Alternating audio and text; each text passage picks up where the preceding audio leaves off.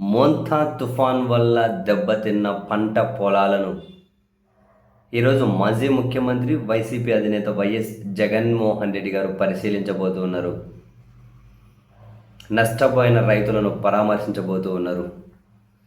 ఉదయం 9:30 తాడేపల్లి నివాసం నుంచి బయలుదేరే జగన్మోహన్ రెడ్డి గారు Penamaluru centre, Uyyuru bypass, Pamarru bypass మీదుగా పెడన నియోజకవర్గం గూడూరుకు చేరుకుంటారు. అక్కడ తుఫాను ప్రభావంతో దెబ్బతిన్న పంటల పొలాలను పరిశీలించి రైతులతో మాట్లాడతారు. ఆ తర్వాత మీడియాతో కూడా మాట్లాడతారు.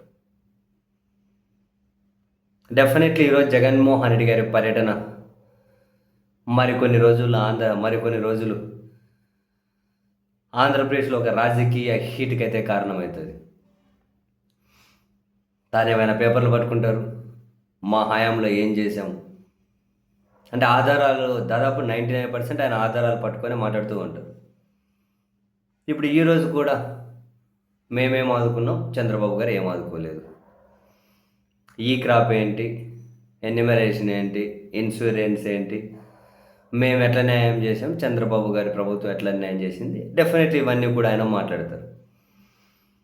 సరే, ప్రభుత్వం వైపు నుంచి అంతే కన్స్ట్రక్టివ్గా కనుక రిప్లై వస్తే ఆంధ్రప్రదేశ్ ప్రజల అదృష్టవంతులు. ఎక్కడంటే ఇప్పుడు ప్రభుత్వం వైపు నుంచి విమర్శ వచ్చినప్పుడు విపక్షం నుంచి కన్స్ట్రక్టివ్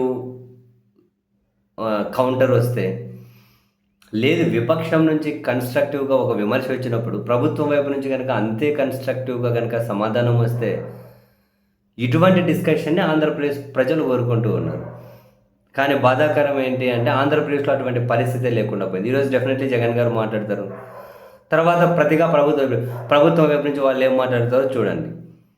అంటే ఒక కన్స్ట్రక్టివ్ క్రిటిసిజం, కన్స్ట్రక్టివ్ డిస్కషన్ అనేది ఆంధ్రప్రదేశ్లో కొరబడిపోతుంది. అది డెఫినెట్లీ మంచిది కాదు రాష్ట్రానికైనా, సమాజానికైనా, నీకైనా, నాకైనా.